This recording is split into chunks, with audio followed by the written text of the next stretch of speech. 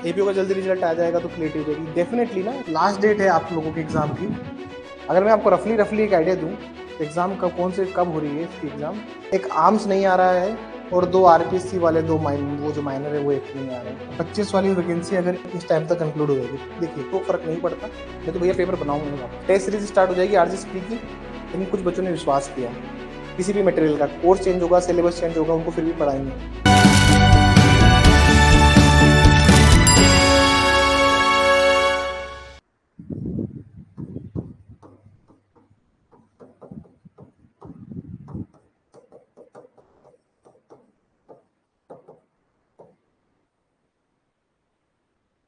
बाकी लोगों को ज्वाइन हो दीजिए एक बार,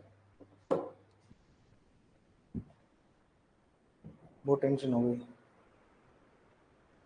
नहीं, अब होगा कब, डेट क्या होगी इसके रिगार्डिंग मैं कुछ आपको इन्फॉर्म कर देता हूँ, ठीक है ना सर। डेट का ही बताएंगे आपको। अब समझने की कोशिश करते हैं। सबसे पहले आपको क्या बताऊं, मैं डेट बताऊं या मैनेज बताऊं। अच्छे सोर्स से इन्फॉर्मेशन आई है, सोर्सफुल इन्फॉर्मेशन है तो फिर सोर्सफुल इन्फॉर्मेशन सोर्स की होती है। देखिए वैकेंसी आना नहीं आना ये बहुत हाईली कॉन्फिडेंशियल होता है, लेकिन लास्ट डेट है आप लोगों के एग्जाम की।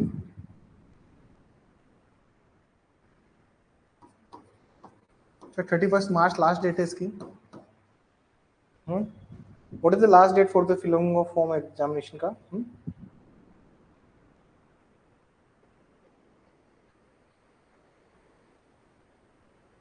31 मार्च, 30 मार्च जो भी डेट है सर। इसके बाद से 45 डेज काउंट कर लीजिएगा, तो 30 + 45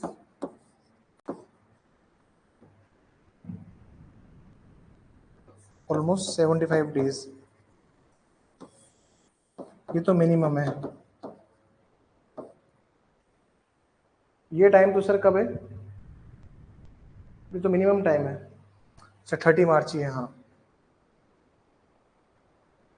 जी, तो सर मिनिमम है 30 दिन तो वो और 45 दिन वो, ये तो मिनिमम टाइम पीरियड रहेगा। पुराने पैटर्न पे आ गया बारजेस। उस टाइम पे जब वैकेंसी आती थी तो उसके 90 डेज बाद एग्जाम होती थी। वैकेंसी आने के 90 डेज बाद एग्जाम होती थी। अगर मैं आपको रफली एक आइडिया दूं तो एग्जाम कब हो रही है इसकी एग्जाम। अगर मैं आपको रफली एक आइडिया दूं तो एग्जाम कब हो रही है इसकी एग्जाम। इसका एग्जाम होगा सर आपका, जो पुराना एक सिस्टम होता था हाई कोर्ट का, वैकेंसी अनाउंस उसके 90 डेज बाद प्री का एग्जाम होता था, पुराना जो सिस्टम था उस हिसाब से एग्जाम तो इन दो पे आएगी। बच्चे रिट वगैरह लगा के कि एपीओ का एग्जाम है, ये करके वो करके एग्जाम की डेट पोस्टपोन करे तो करे, लेकिन रिट एंटरटेन होती नहीं आजकल, ठीक है। तो डेट रहेगी ये, आपका एग्जाम आ रहा है 1 जून का। तो जून में संडे देखिए, अगर हम 1 जून के कंसिडर कभी करते हैं, अगर ये लोग एग्जाम क्लैश नहीं होगी, but the exam would be या तो लास्ट वीक ऑफ या तो लास्ट संडेज में होगी या फिर जून के इनिशियल संडेज में होगी। 8 जून या 15 जून, 4 डेट्स के अलावा एग्जाम नहीं आपका फिट होगा इधर उधर। ये that would be the time period of examination. अब सवाल ये है सर कि मैनेज कैसे करें। सवाल ये है कि सर मैनेज कैसे किया जाए। सर हम तो फंस गए, because the approach is quite different. मैं हमेशा कहता हूं कि आइडेंटिफाई कीजिए 2 सब्जेक्ट्स हुआ which are in APO. APO में ऑलमोस्ट आपके 8 सब्जेक्ट्स होंगे, 8 सब्जेक्ट तो शायद सिमिलर ही है। एक आर्म्स नहीं आ रहा है और 2 आरपीएससी वाले वो जो माइनर है वो एक नहीं आ रहे हैं, तो 11 में से 8 रहेंगे ना, 8 तो कॉमन ही है। सबसे अच्छी बात क्या है कि इन इंस्टीट्यूशनल मेंस के हैं और 3 मेजर हैं। अब मैनेज कैसे करना है ये सुन लीजिए। देखिए अभी एक स्टूडेंट है जो 2024 में सेलेक्ट हुई है और अपने बहुत ही मतलब इस इंस्टीट्यूट से बहुत ही ब्राइट स्टूडेंट रही यहाँ की। अभी मेरी उनसे बात हुई तो मैंने उनसे पूछा कि किस स्टेज पर है आपका प्रोसेस, किस स्टेज पर पहुंच गया। तो शी रिप्लाइड, सर अभी तो डॉक्यूमेंट वेरिफिकेशन हुआ है, पुलिस वेरिफिकेशन हुआ है, मेडिकल बाकी है, मेडिकल बाकी है, अभी तो सर कोई चांसेस नहीं है। और इस बार सिलेबस चेंज किया है तो they might give you some time. इनकी जो ट्रेनिंग स्टार्ट होगी 2024 वाले बच्चों की, इनकी ट्रेनिंग स्टार्ट होने वाली है फ्रॉम अप्रैल। मार्च में इनका पुलिस, मार्च में इनका मेडिकल करवा के अप्रैल में इनको, अप्रैल मिड तक इनको पोस्टिंग दे देंगे। जब इनकी ट्रेनिंग हाफ हो जाएगी, इनकी ट्रेनिंग हाफ हो जाएगी टिल नवंबर दिसंबर, तब तक इनको वैकेंसी कंक्लूड करनी है। 2025 वाली वैकेंसी अगर इस टाइम तक कंक्लूड हो जाएगी, देखिए एक बैच का अगर हाफ ट्रेनिंग हो जाती है तब तक दूसरी वैकेंसी आ भी जाती है और उसकी आधी कंक्लूड कर देते हैं। तो ये बात आप याद रखिए। 6 महीने का इन्होंने गैप लिया है, तो अगर इस हिसाब से भी हम लोग चलते हैं तो भी हमारे पास टाइम है। मैनेज कैसे करना है, और मैनेज करने का एक सिंपल तरीका है। देखिए दोनों एग्जाम्स की अप्रोच अलग अलग है। Pre all together different approach है, mains all together different approach है। लेकिन सबसे अच्छी बात यह है कि जब हम मेंस के लिए अप्रोच कर रहे हैं,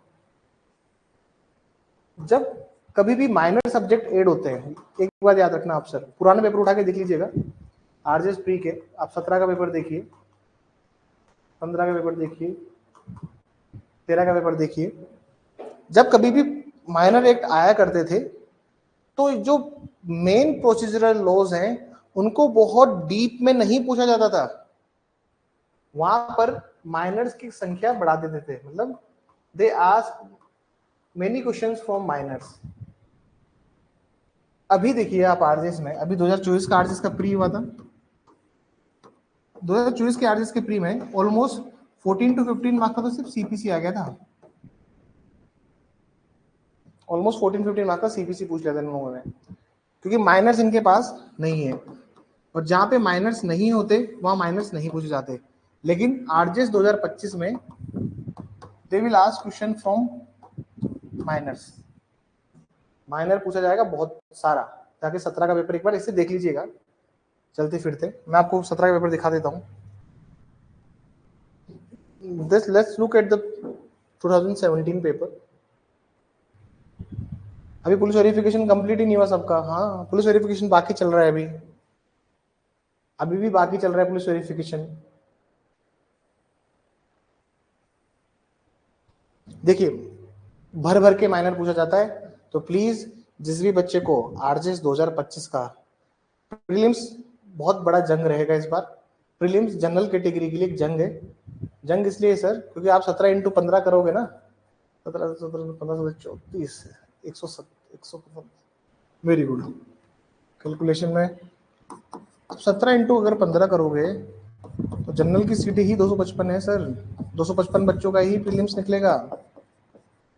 ये इस तरह समझ लो तुम, इसको कुछ इस तरह समझा जाए कि कंपटीशन बहुत टफ हो जाएगा इस बार।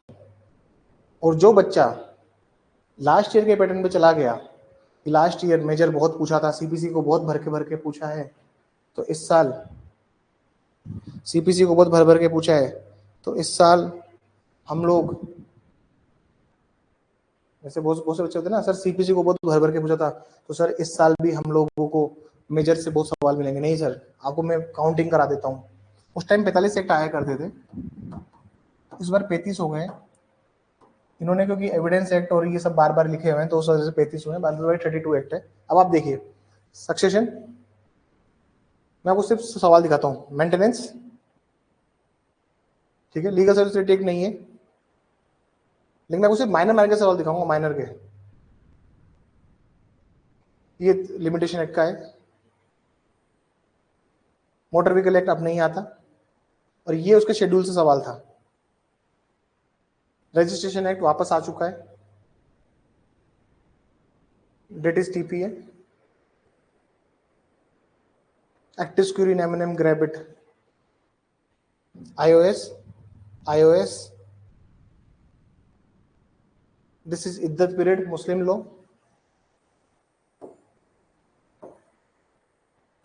अब ये नहीं आता।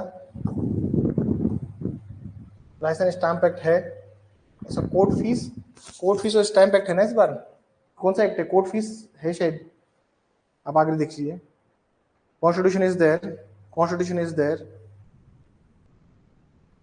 ये सवाल रिपीट हो गए थे इस बार के प्री में भी, तो रिपीट भी होते हैं, ऐसी बात नहीं है। तो आप अगर अप्रोच बदलोगे थोड़ी सी, तो प्लीज प्री पे फोकस कीजिएगा। किस पे फोकस करना है?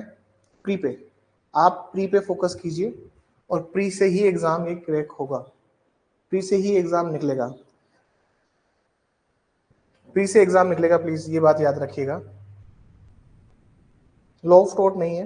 देखो वापस हिंदू में रिजेक्ट आ गया। अब आप देख लीजिए, हम लोग ऑलमोस्ट 20 क्वेश्चन तक पहुंच गए ना। ठीक है सर, हम लोग कहां तक पहुंच गए? ऑलमोस्ट 20 क्वेश्चन तक पहुंच गए। अब जाके पहला क्वेश्चन आपको मिला है मेजर से, अब जाके पहला सवाल मिला है मेजर से। तो याद रखना, इस एग्जाम का प्रीलिम्स का की होगा माइनर्स। माइनर को पढ़ के आइएगा सर। बच्चों को मैंने देखा है, जब से एग्जाम में ये मैं सब हटा दी थे माइनर, तो प्लीज माइनर पढ़ के आइए। एग्जाम निकालना है, माइनर पढ़िए। माइनर के बिना एग्जाम नहीं निकलेगा। देख लीजिए रेवेन्यू का एग्जाम आ गया है, आप देखिए। मतलब जो सवाल 12-12, 15-15 पूछ रहे हैं, वो सवाल 5-5, 6 तक की लिमिट पे आ जाएंगे। सारे मेजर हो जाएंगे 5-5, 6 तक। तो अब उतना डीप नहीं पढ़ना, उतना डीप पेनेट्रेट नहीं करना अपनी नॉलेज को। सिंपल ऊपर से पढ़िए और बैक पढ़िए। देख लीजिए आप, मैं आप सारे सवाल आपको दिखा देता हूँ। जैसे म्यूनसिपालिटी का सवाल था, तो licence, court fees and suit valuation act, ये है अपने पास ना, कष्ट वाला नहीं है। देखिए एसआरए, टेनेंसी भी नहीं आ रहा। तो समझ लीजिए आप कि माइनर का जो है वो वेटेज बढ़ेगा। सिविल रूल्स नहीं आते, पहले सिविल रूल क्रिमिनल रूल भी आते थे, अब वो नहीं आते। आर्बिट्रेशन भी नहीं आ रहा। आप देख लीजिए जहां पे माइनर्स दिए हुए इन्होंने, दे आस माइनर वेरी वेल, ये बहुत माइनर्स पूछते हैं। मान लीजिए अगर 2-2 नंबर 3-3 नंबर के भी माइनर पूछ रहे हैं, तो पहले 18 एक्ट हुआ करते थे राजस्थान में, तो 18 एक्ट हुआ करते थे, अब हो गए टोटल, बहुत से लोग कह रहे हैं 35 हो गए, बहुत से लोग कह रहे हैं 32 है। 3 नाम अगर रिपीट नहीं करो तो आप, तो 32 अगर एक्ट है, तो ऑलमोस्ट आप मान लीजिए 14 एक्ट बढ़े हैं। 2-2 नंबर भी अगर वेटेज खा के जाएंगे, 2-2 नंबर भी मिनिमम, 2-2 नंबर भी खा के जाएंगे, तो 28 नंबर, लो में 28 नंबर, 30 नंबर बहुत बड़ा आंकड़ा होता है माइनर्स का। तो माइनर्स को प्लीज पढ़ना स्टार्ट कर दीजिएगा। बाकी हम लोग भी क्लासेस लगाएंगे इन सब चीज़ों की, पार्टनरशिप की होगी, सबकी होगी, उसे प्री के लिए पढ़ाएंगे। देखिए licence land revenue is very thick act, सब कुछ नहीं पढ़ना होता है, लिमिटेड पढ़ना होता है प्री के पॉइंट ऑफ व्यू से भी। जैसे जे है, अब जे में सब कुछ नहीं पढ़ना होता है, लिमिटेड पढ़ना होता है, वैसे ही इसमें भी लिमिटेड ही पढ़ना होता है प्री और मेंस के लिए। जहाँ से सवाल आते हैं, जो रेगुलर प्रोसीडिंग्स यूज होती है, उससे से सवाल आता है। जिन लोगों ने कुछ टाइम पे पेपर नहीं दिए हुए, तो मैं उनको बता देना चाहता हूँ, लिमिटेड पढ़ना होता है, सब कुछ नहीं पढ़ना होता माइनर्स में।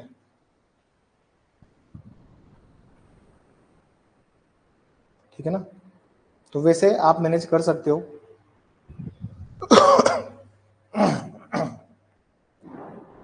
थोड़ा सा हम लोग वेट कर रहे थे एपीओ के रिजल्ट का, और हाईकोर्ट ने बम फोड़ दिया वैकेंसी का। मुझे नहीं समझ में आता कि जब ट्रेनिंग स्टार्ट नहीं हुई, पुलिस वेरिफिकेशन चल रहा है, मेडिकल बाकी है, वैकेंसी लाने का क्या होता। बट ठीक है, शायद ये लोग टाइम देना चाहते हैं आपको, तो इसलिए 90 डेज मान के चलो। हाईकोर्ट का जो पुराना पैटर्न है, तो सिंपल सी बात बोलता है सर, जिस दिन लास्ट डे होगा उससे 45 दिन मान लो, और रफली 90 डेज आप काउंट करके अपनी स्ट्रेटेजी को बनाइए। मई के लास्ट के 2 दिन, डेट बिल्कुल सर फिक्स है, मई लास्ट वीक में होगा एग्जाम।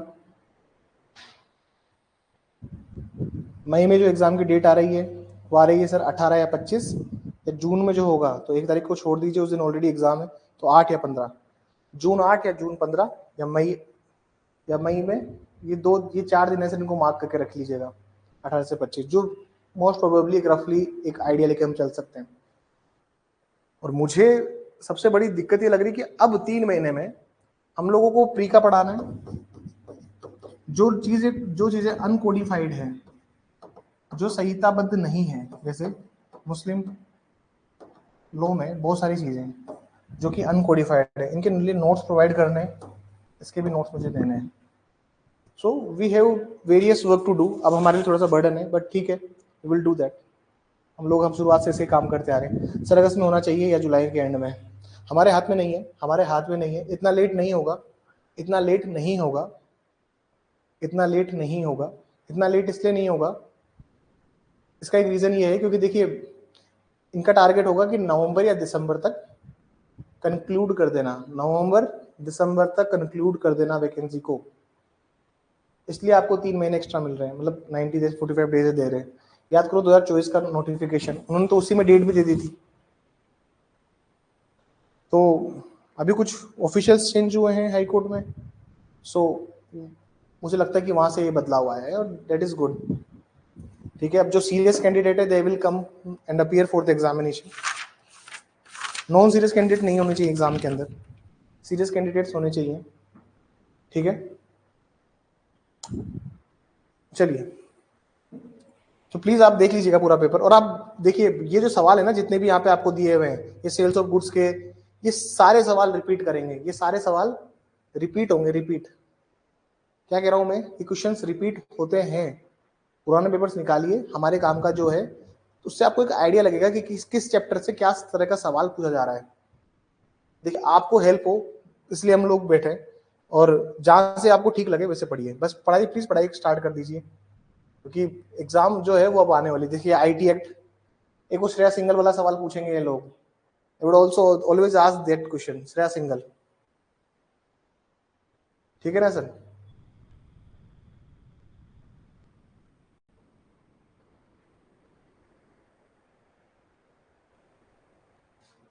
दिस इज 378 का 4।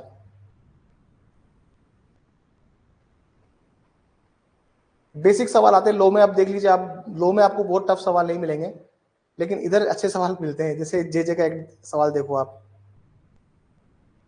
उसका जो सीरियल नंबर है उससे सवाल पूछ लिया इन्होंने कि सबसे ऊपर क्या, कौन सा डॉक्यूमेंट रहेगा, सेक्शन 94, अगर आपको जे पढ़ा हुआ है तो। मतलब पेपर आसान होगा बट पढ़ना ज्यादा पड़ेगा। ऐसा नहीं है कि बाहर वाला जो बच्चा है वो नहीं कर सकता, डेफिनेटली वो लोग भी कर सकते हैं, लेकिन माइनर पे ध्यान देना थोड़ा, और माइनर्स को पढ़ लेना। और माइनर्स टफ नहीं है, माइनर्स टफ होते, उसके लिए एक सेपरेट बैच ही हम लोग चलाएंगे। इस वाले बैच को नहीं कंटिन्यू, मतलब इस वाले ईयर जो बैच है अपना एपीओ का, ये वैसे ही कंटिन्यू रहेगा एग्जाम तक। ये जो बैच है सर, ये बैच वैसे ही कंटिन्यू रहेगा, इसमें कोई छेड़ाछाड़ी नहीं होगी। मॉर्निंग वाला जो बैच चल रहा है फाउंडेशन का, वो वैसे ही कंटिन्यू रहेगा।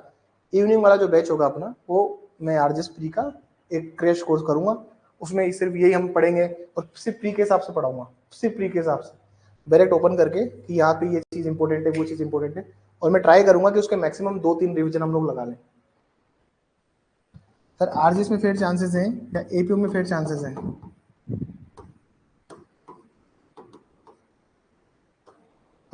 एक बार अपने दिल से पूछिए, बताइए आवाज किस कहाँ से आ रही है, एपीओ की आ रही है, आरजीएस की आ रही है? एक बार लिखिए बच्चे, आप लोग लिखिए, मैं आपका मैसेज पढ़ूंगा।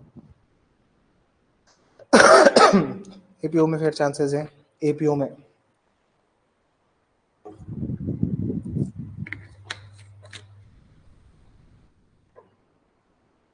आप लोग लिख रहे हैं एपीओ में फेयर चांसेस है, no one is writing RGS में फेयर चांसेस है। एपीओ का तो एक ही एग्जाम देना, एक ही एपीओ का तो एक ही एग्जाम देना है। वेरी गुड मनीष, यस, सवाल जवाब दो, सेंसिबल जवाब। अरे सर अगर आरजीएस का प्री हो गया ना आपका, तो आरजीएस के फेयर चांसेस होंगे। एपीओ में सर याद रखिए, इधर 15 में से एक लेना है, इधर 15 में से एक लेना है, एक आरजेएस पे आरजेएस के साथ अच्छी बात क्या है सर, प्रीलिम्स थोड़ा सा बहुत टफ होने वाला है, प्रीलिम्स जो है वो बहुत टफ होने वाला है, आप आरजेएस को मैनेज कर सकते हो सर। 70 का लो है, 30 की हिंदी इंग्लिश है। हिंदी इंग्लिश में एक भी मिस्टेक नहीं होनी चाहिए, ये बिल्कुल कंठस्थ कर लीजिए, हिंदी इंग्लिश में एक भी मिस्टेक नहीं होनी चाहिए। बुक रटनी है, दिशा पब्लिकेशन को रट लो, रट्टा मारो इस बुक का। 70 का लो है, 70 में से 30 के आएंगे माइनर, माइनर्स में जो बताऊं जैसे पढ़ाऊं वैसे पी जाओ इनको, मेजर में तुम लोग गड़बड़ नहीं करोगे। बताओ किसमें फेयर चांसेस हैं? 15 में से एक में,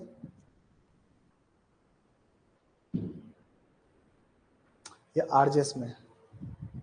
तुमने अगर प्री निकाल लिया तो मेंस में तुम अच्छा लिखोगे।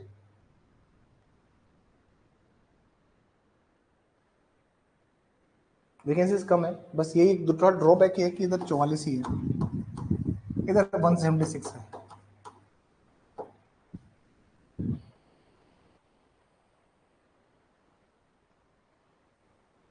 डिसाइड आपको करना है, और अगर मैं आपकी जगह होता तो आई वुड अप्रोच बोथ, मैं दोनों में जाता, मैं दोनों के लिए जाता, भले से फिर दोनों तरफ भी डूबता लेकिन जाता दोनों के लिए। तो क्योंकि ये तो गिव अप करने वाली बात हो गई ना सर। हाँ, you are just giving up. आप बताइए, आपने सीआरपीसी के, आईपीसी के इतने सारे टेस्ट दिए पूरे शिद्दत से, सारे पेपर बहुत अच्छे से लिखे, अब last day you are decided और यू हैव डिसाइडेड कि नहीं नहीं नहीं नहीं, the fair chances are not in RJS, not in APO, दोनों के लिए जाओ। सेम डे एग्जाम तो नहीं होगा, ये बात आपको भी पता है। You have to put some extra efforts for that thing. मुझे तो बहुत खुशी होती है कि आप दोनों के लिए जाइए प्लीज, एपीओ में ही, बिकॉज लास्ट स्टेज एग्जाम है एंड वैकेंसी ज्यादा है।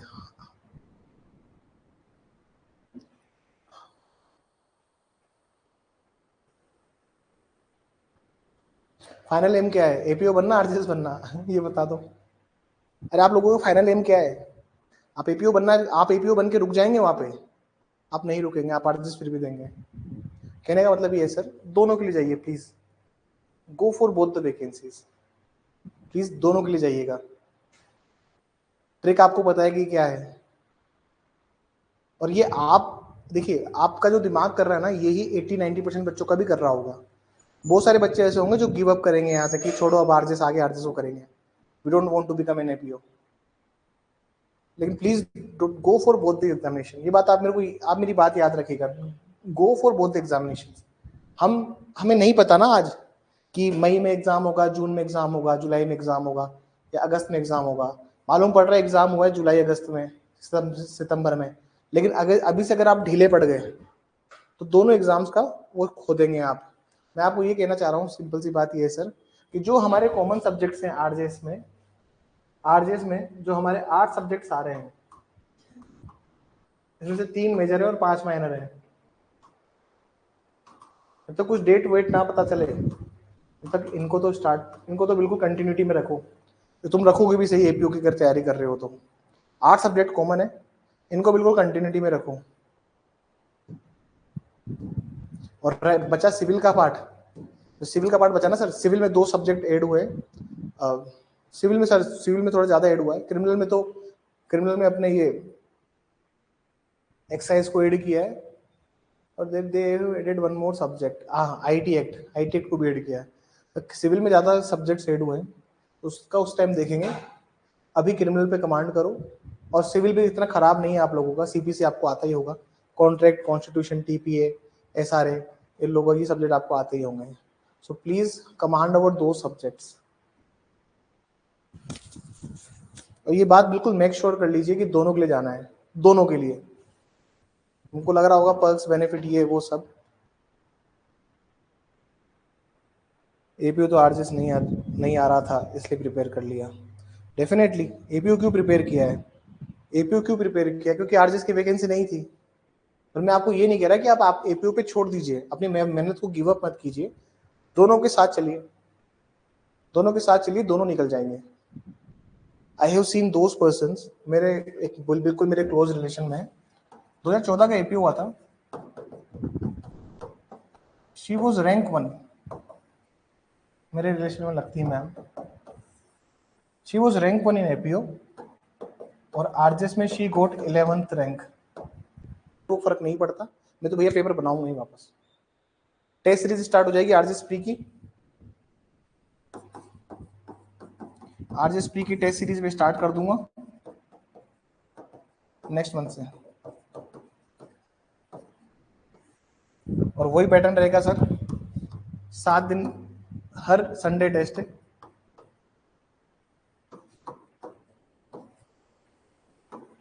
फुल लेंथ 10 टेस्ट हर संडे, जल्दी स्टार्ट करेंगे बस। अब जो हमने एपीओ के मेंस प्री में किया था वही सेम चीज। अब उसमें वो सब पढ़ाना पड़ेगा, नोटिंग, प्रोटेस्ट सब पढ़ाएंगे और क्या।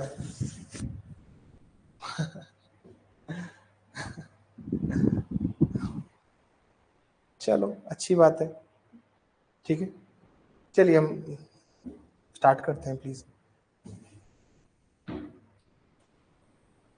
फाउंडेशन वालों से बच्चों से क्यों नहीं फीस ली जाती, मैं आपको बताऊं सर। जब मैं इंस्टीट्यूट ओपन किया था ना sir, no one will trusting us कि हम लोग मेहनत करते हैं और प्रयास करते हैं, लेकिन कुछ बच्चों ने विश्वास किया। And that day we decided कि आप लोगों ने अगर विश्वास किया है फाउंडेशन में एडमिशन लेके, फाउंडेशन 15 महीने का कोर्स होता है सर, 15-16 महीने। अगर ये बच्चे साथ है 15-16 महीने से तो इनसे चार्ज नहीं लेंगे। तो वो थोड़े से इमोशनली मैं उससे जुड़ा हुआ हूँ, इसलिए सर उन लोगों से नहीं चार्ज लिया जाता। फाउंडेशन का जो बच्चा होगा उससे कभी चार्ज नहीं होता, एक्स्ट्रा 1 रुपया हम चार्ज नहीं करते पूरी टीम। किसी भी मटेरियल का कोर्स चेंज होगा, सिलेबस चेंज होगा, उनको फिर भी पढ़ाएंगे। एपीओ का जल्दी रिजल्ट आ जाएगा तो क्लियरिटी हो जाएगी डेफिनेटली ना। एपीओ का रिजल्ट आए तो हम लोग क्लियर हो थोड़ा सा। जो बच्चे बॉर्डर पे अटके हुए हैं वो बच्चे तो बहुत ज्यादा होच पोच में होंगे। जो बच्चे 80+ हैं वो बच्चे तो अभी सोच रहे होंगे दोनों देने हैं, क्या देने, दोनों। I will also go for RJS, I will also go for an APO examination. तो कोई उनको डाउट नहीं होना चाहिए कि आरजेस एपीओ जो आएगा देंगे, सब देंगे, जो आएगा सब देंगे। भगवान जो मेहनत करवाएगा सब करेंगे, ठीक है ना। ऊपर वाला जो जितनी मेहनत करवाएगा उतनी करेंगे। एग्जाम सारी ही देनी है, छोड़ना कुछ नहीं है, छोड़ना कुछ नहीं है। छोड़ना तो ऑप्शन में ही नहीं है कि सर उसकी छोड़ने का मतलब ये नहीं होता कि एग्जाम देने छोड़ दिया। छोड़ने का मतलब ये होता है कि प्रिपरेशन को लूज कर देना। आप एपीओ का आप एपीओ में अच्छा स्कोर लेके आए तो वो भी तो अपनी मेहनत से लाए ना भैया। आप एपीओ का स्कोर जो लेके आए वो भी तो अपनी मेहनत से लेके आए हो, वो क्या तुमको भगवान ने ऊपर बैठे बैठे दे दिया क्या? तो please respect your hard work. Exam कोई नहीं छोड़ना है, दोनों एग्जाम को पकड़ना है। Sir today I called in RPSC, they said result in this in process, we will upload on website. वो तो ऐसे ही कहेंगे, और क्या कहेंगे बताओ। हाँ, आरपीएससी वाले तो ये कहेंगे ना कि हाँ देंगे देंगे। अरे नहीं दे तो फिर हम कोर एग्जाम में लगे। तो मेकअप ऑफ द माइंड तो क्लियर होना चाहिए ना, we have to clear our mind. चलिए आरपीएससी देंगे, कब देंगे पता नहीं। आरएस का तो दे दिया उन्होंने।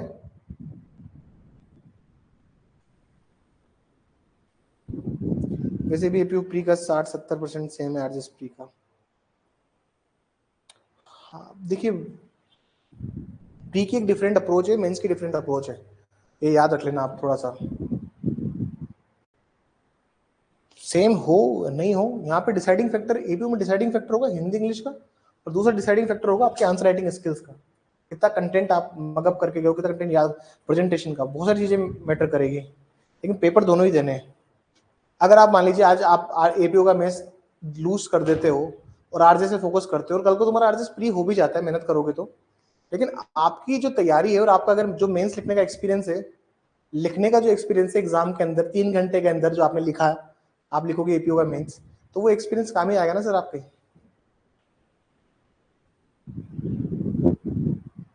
चलिए that's all for today, thank you everyone.